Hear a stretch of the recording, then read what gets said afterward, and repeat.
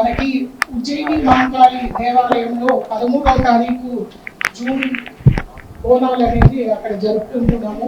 తర్వాత మహంకాళి గుడిలో రంగం 14వ తారీఖు జూన్కి జరుపుకుంటున్నాము. జూలై. తర్వాత మనకి ముఖ్యంగా అన్ని దేవాలయాల్లో బోనాలు జరుగుతుంది. ఈ రెండుతో పాటు సింహవాహిని మనం జరుపుకుంటున్నాము. తర్వాత ఊరేగింపు కార్యక్రమము మనకి ఉజ్జయిని మహంకాళి గుడిలో 14వ తారీఖు జూలై ఉంటుంది. మల్లపోచమ్మ గుడి దగ్గర 20 తారీఖు జూలై ఉంటుంది, సబ్సిమండి కార్వాన్ దగ్గర. తర్వాత హరిబౌలిలో అక్కన్న మాతన దేవాలయంలో 21వ తారీఖు జూలైకి జరుపుకుంటున్నాము.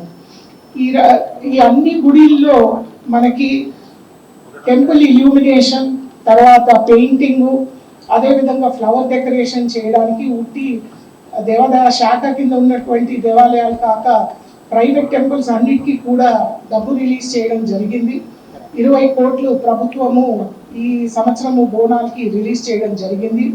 ఇందులో ముఖ్యంగా 3026 గుడిలు హైదరాబాద్, సెకండ్రాబాద్, రంగారెడ్డి, తర్వాత మేడ్చల్, మల్కాజ్గిరి ఈ 4 జిల్లాల్లో ఈ గుడికి కూడా రిలీజ్ చేయడం జరుగుతుంది.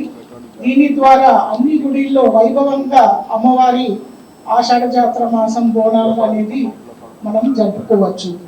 తర్వాత పట్టు వస్త్రాలు 28 గుడిల్లో పట్టు వస్త్రాలు అమ్మవారికి సమర్పించడం జరుగుతుంది. వాటికి మంత్రివర్యులు ఎవరెవరు ఏ విఐపీలు మంత్రివర్యులు ఎవరెవరు సమర్పిస్తారో ఆ వివరాలు మేము తర్వాత డిపార్ట్మెంట్స్ అందరికీ కూడా ఇన్ఫర్మేషన్ అందజేస్తాము. మరి ప్రతి సంవత్సరం లాగా ఈసారి ఊరేగింపుకి మనం ఏనుగుని వేరే రాష్ట్రం నుంచి తీసుకురావాల్సిన అవసరం ఉంది. ముఖ్యంగా ఫారెస్ట్ డిపార్ట్మెంట్ నుంచి